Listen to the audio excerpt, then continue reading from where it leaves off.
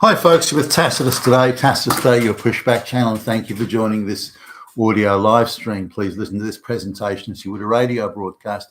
In this essay, I'd like to talk about the issue and the changing meaning of the term social justice.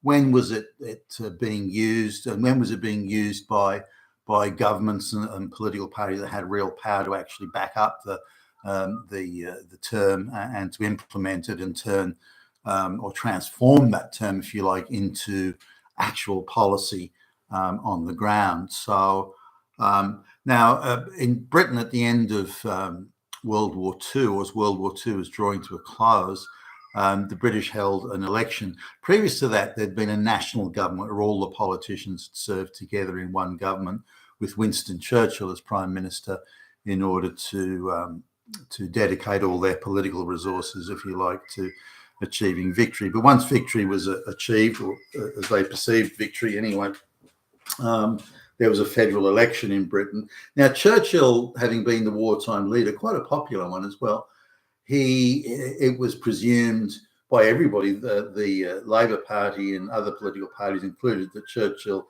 riding on the back of his wartime popularity, would easily win an election.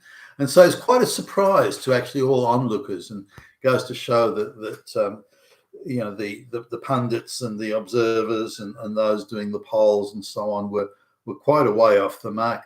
They figured Churchill would again win quite comfortably, but this wasn't so. The Labour government with Clement Attlee, who was the leader at the time, won an election quite convincingly, and they won it on a platform of what they called, and mentioned many times in their stump speeches and the like, what they called social justice. They were going to implement social justice. Now, again, we're at the end of World War II. World War II was just after the Great Depression, and Britain was at the time. The World War II had bankrupted Britain. Britain wasn't able to fight that war economically or really in any way at all. And if you look at the production figures of British munitions compared to, say, the United States and the Soviet Union and Germany, the primary combatants, Britain was so far behind. It illustrated just how far they'd fallen in the league of world sort of manufacturing and production and just sheer economic power. They were a bankrupt nation in effect at the end of World War II, and it makes you wonder why they even bothered with that war, given how prepared Hitler was to cut a deal with them. But anyway, they only won because of the massive productive capacity of the Soviet Union and particularly, and by far and away, the bigger player here, the United States. Without that, Britain would have been just overrun. They weren't even in with a minor show or possibility of holding out there. So Britain was bankrupt, and the Labour Party had gone on a platform, a political election platform of saying they're going to do a national health service so everybody could have access to health, and they're going to nationalise certain industries like coal and railways and so on. And their argument was that these industries such as coal and the like, gas, and were exploiting workers, and that workers weren't getting their fair share of the gravy, as it were. And so they were going to ensure social justice, which meant healthcare, everyone could afford something to eat, and workers wouldn't be exploited. And the term social justice referred almost exclusively to workers and the working class. And the Labour Party at the time perceived themselves as working class. Clement Attlee was an unusual. So when you look at him, he's had a less inspiring character. You'd be hard to find. He looked like some boring outer suburban bank manager for some small little retail bank out in the burbs. He had that look about him, completely uninspiring, but he spoke in a very sort of clip type phrasing, and he was, when compared to Churchill and his soaring rhetoric, and someone asked about asked Churchill about Clement Attlee, saying, he seems like a nice guy. He's very modest. And Churchill is reported to have responded, he has a lot to be modest about. A typical Churchill type quip. But nonetheless, the factions in the Labor Party were so, the hard left faction and so on, which was all around at the time, still is today. And they cancelled each other's candidates out. And so Attlee was seen as someone who offended no one. And so he was put in as the compromise candidate until they were going to sort it out later. So he was still there as the compromise candidate when the election was called. And so it was too late to change him. And so when they won the election, the Labor Party, Clement Attlee, this uninspiring, almost timid little bank manager type guy, was now the Prime Minister of the United Kingdom. Now, listening to Attlee's speeches, and I've put a link below into a documentary that I would suggest for those interested in this sort of stuff, have a look at that documentary, because it's the narrator is obviously quite sympathetic to Labor and the socialist cause of the day, and he glosses over some things that I think he should have gone into more depth with. But he does give it quite a sympathetic portrait of Attlee, but he covers that period quite well, and it brings out this social justice element that I'm referring to here. So there's that documentary link in the description there. Have a look at that if you're interested. It goes for about 45 minutes, I think, but it's well worth a look.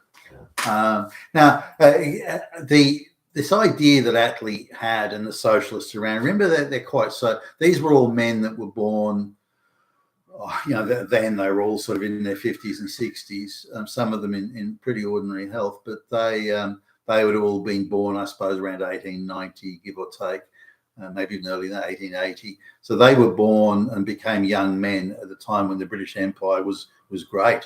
It was the pinnacle of the world. The British Navy was the absolute pinnacle of naval power and power projection through the this sort of thing.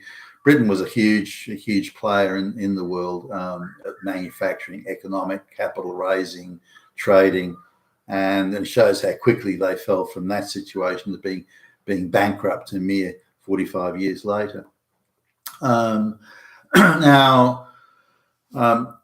Given the vintage of the people, and they were still clinging on to this idea that Britain was a great power and should have a place at the table for great power considerations, when in reality there was only one great power in the world, or certainly in the Western Bloc at least, and that was the United States. And Britain couldn't exist without American largesse, American loans, American forgiveness of debts, all this sort of stuff. And so really they'd become a weak economic satellite of the US, all because they wanted to fight a war that they couldn't afford to fight. Now, nor had they gained anything from it. They went to war to protect the independence of Poland, and the independence was lost anyway, not to Germany in the end, but to the Soviet Union, for goodness sakes.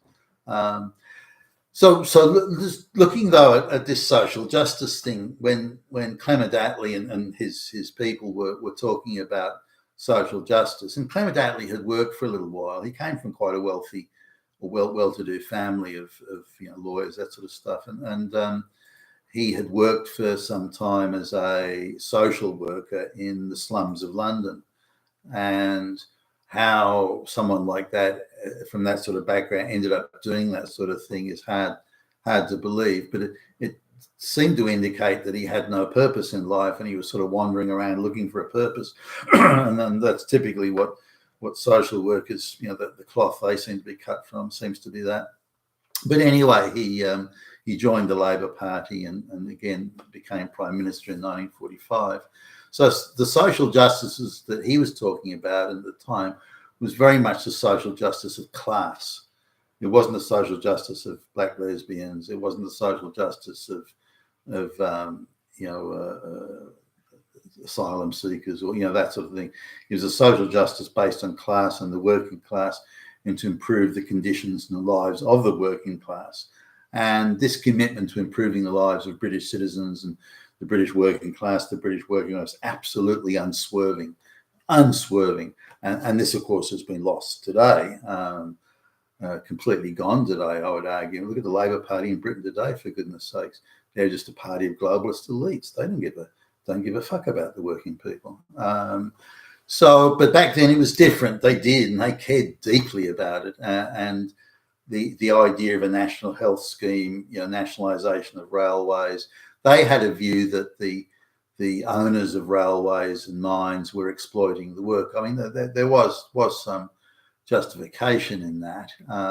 So they presumed that if the government owned these things, the mines, railways, that sort of stuff, if the government owned them, or even the banks, then the people wouldn't be exploited anymore because the government owned it and the government was dedicated to the caring of people, and that people could get medical care and dental care when they needed it, not when they could afford it. And all these things were to do with the quality of life, the standard of living, the affordability of life, and so on. And they kept inflation down to very low levels, even while they were doing these things. But it was difficult for a bankrupt government, a bankrupt nation, to be throwing money around on things like a national health scheme. They effectively bought all the hospitals and then instituted again a national health scheme.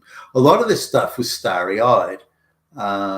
So the trade unions that were very much part of the Labor Party took the view that if unemployment started to go up in a particular area, they would just lean on the government, say, just employ a few more thousand people in the railways, or employ a few more thousand people in the hospitals, or in the coal mines, or wherever, any government owned or pressured enterprise. And so they started to solve problems with employment and regional employment, or they started or tried to solve it politically rather than economically. And in the end, if you look at the budgets back in the 1940s for the National Health Service, bear in mind there's a lot of people during the war that need intensive medical care. So their budgets were actually quite generous for the National Health Service, as they called it, which still exists today in England, in name only though. And so when they did these budgets, they thought, well, gee, we're being generous here. But in reality, the costs far exceeded, even back then, the costs far exceeded even their most generous estimates. So, hundreds of millions of I'll use dollars as a generic sort of measure here. It's pounds, of course, being Britain, but hundreds of millions of dollars is extra beyond what was budgeted is being spent on a National Health Service.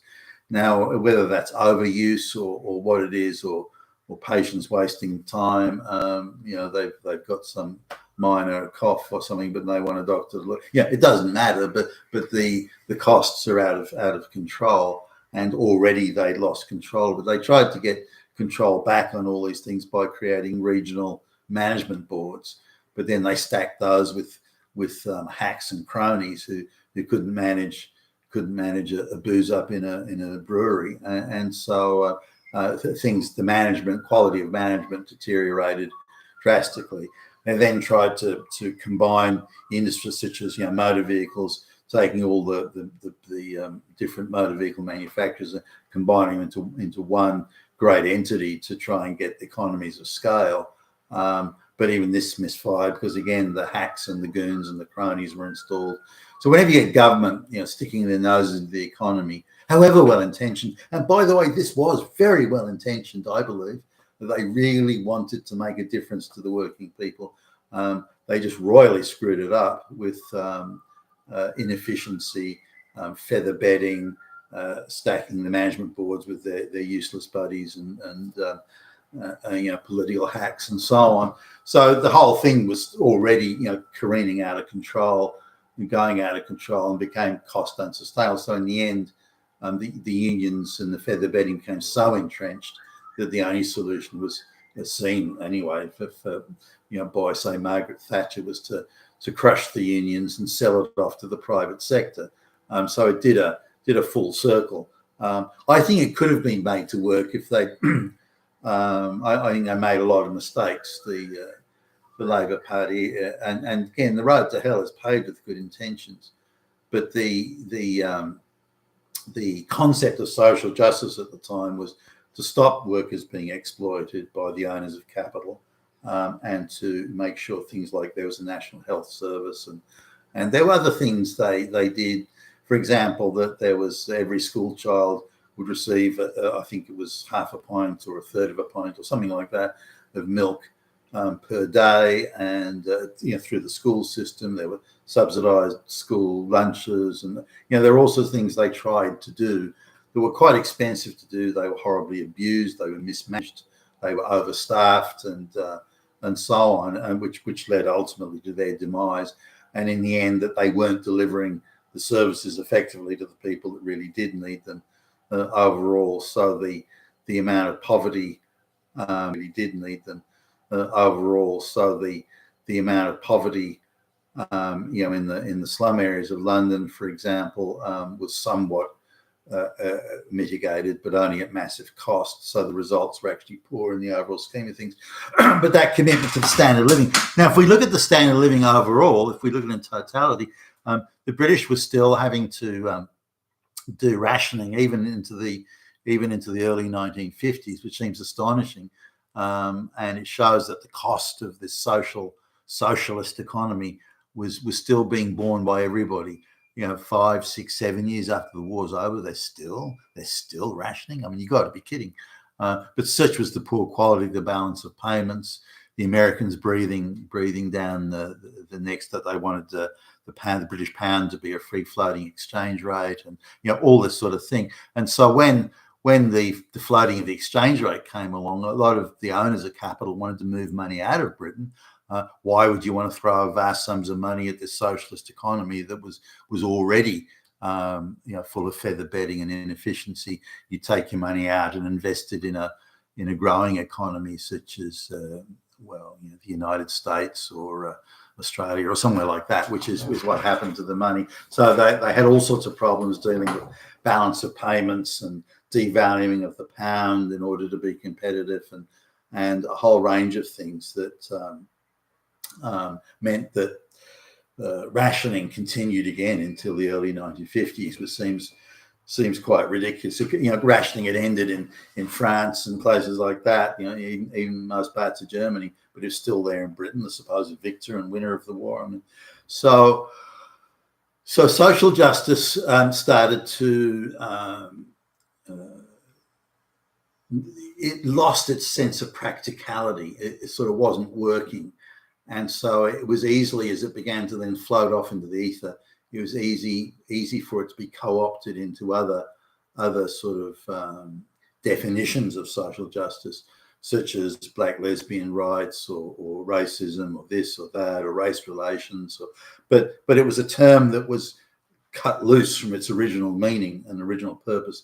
It was cut loose and it floated off looking for another cause. And so it was grabbed and put into things like race relations, gender relations, trans issues, LGBTQ, and so on. And this was where the change to social justice came. I think in its original meaning, it did have a purpose, because it committed a government to making the lives of its citizens better.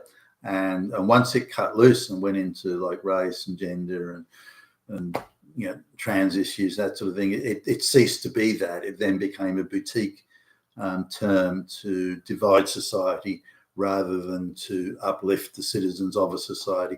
And in that sense, its meaning was completely changed, and it became, however starry-eyed it might have been, it changed to becoming something that was very destructive, very divisive, and that was designed, or ended up at least, tearing societies apart, which of course it was. And the pinnacle of that, the zenith of that, has been the wokeism of what went on in the Biden administration, Trudeau's Canada, and so on. I'm going to task this today, your Pushback channel. Thank you for listening.